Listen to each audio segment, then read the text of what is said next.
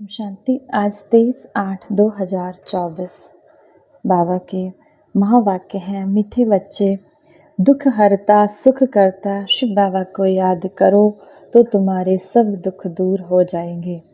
अंतमति सो गति हो जाएगी। मीठे मीठे शिव बाबा के बच्चे, दुख को हरने वाले सुख देने वाले परमात्मा शिव बाबा को याद करो तो तुम्हारे सब दुख दूर हो जाएंगे। अंतमति सो गति हो जाएगी।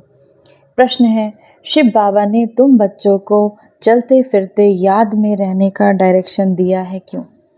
शिव बाबा ने तुमसे कहा कि चलते फिरते भी मुझे याद करो, तो बाबा ने कहा क्यों डायरेक्शन दिया बाबा ने कि चलते फिरते भी परमात्मा को याद करते रहो? उत्तर है क्योंकि शिव बाबा की याद से ही तुम्हारे जन्म जन्मांतर के पापों का बोझा उतरेगा। याद से ही आत्मा सतो प्रधान बन जाएगी। अभी से याद में रहने का अभ्यास होगा तो अंत समय में एक शिव बाबा की याद में रह सकेंगे।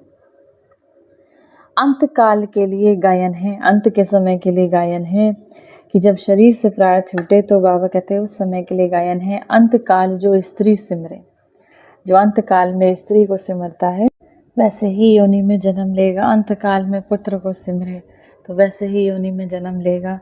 अंत काल में अगर नारायण सिमरे, अगर शिव बाबा की याद में रहे तो परमात्मा सब दुखों से पार सुख में ले जाएंगे। तो इसीलिए बाबा बार बार अटेंशन दिलाते हैं। अंतमति सो गति।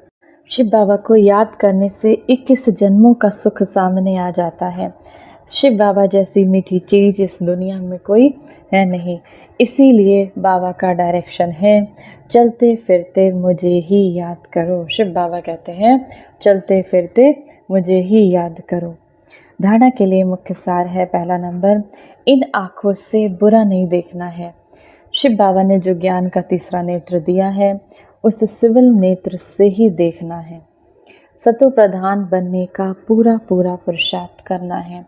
दूसरा, ग्रस्त व्यवहार को संभालते हुए प्यारी चीज शिव बाबा को याद करना है।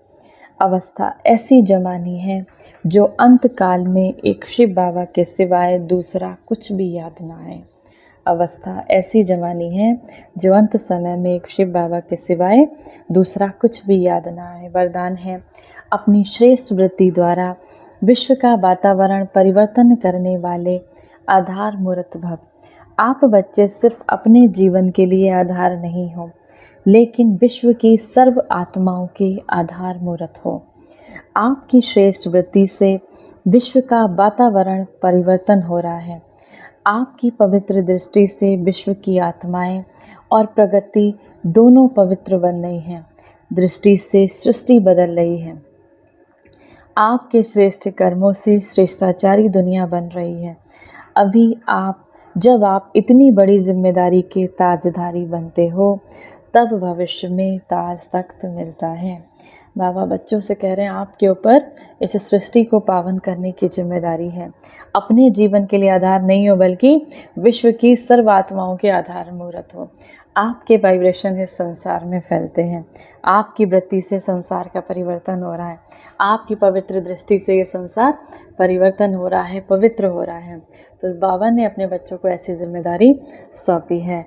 तो जब आप इस जिम्मेदारी के ताज को पहनते हो, जब इस जिम्मेदारी के ताज को धारण करते हो, तब भविष्य में, तब सतयुग में आप ताज पहनने लायक बनते हो। स्लोगन है, सर्वशक्तिमान परमात्मा शिव बाबा को अपना साथी बना लो। मेरा साथी परमात्मा शिव बाबा है तो कोई भी विघ्न आपका रोक नहीं सकता। सर्वशक्तिमान शिव बाबा को अपना साथी बना लो तो कोई विघ्न आपको रोक नहीं सकता। आज के मुरली से सम्मान का अभ्यास करेंगे। मैं मास्टर सर्वशक्तिमान आत्मा हूँ। मैं मास्टर सर्वशक्तिमान आत्मा हूँ। मैं शक्तिशाली आत्मा हूँ। बहुत पावरफुल संकल्प है इसमें। स्वयं को स्थिर करिए। 1 मिनट के लिए शक्तियों के सागर परमपिता परमात्मा शिव बाबा को याद करेंगे और साथ ही साथ बाबा ने जो हमें जिम्मेदारियों का ताज पहनाया है उस पर अटेंशन रखेंगे कि उन जिम्मेदारियों को हम किस तरीके से निभा रहे हैं। आइए शांति दूत बन इस संसार को शांति का दान दें। प्रकृति के मध्य चमकती हुई मैं आत्मा शांति का पुंज हूँ। मैं एक शांत स्वरूप आत्मा इस संसार को शांति का दाना देने वाली हूँ। शांति सागर परमात्मा शिव से आती अनंत शक्तियों की किरणों को स्वयं में समाकर मैं आत्मा इस संसार को शक्तियाँ, शांति, प्रेम, आनंद से भरपूर कर रही हूँ। चारों ओर इस संसार में शांतियाँ, सभी विकार समाप्त होते जा रहे हैं। ये संसार निर्विकारी हो गया, सतो प्रधान बनती जा रही हैं आत्माएं।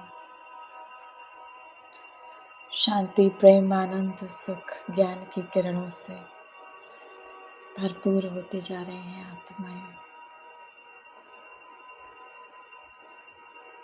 विकारों की अग्नि से मुक्त होकर ये संस्कार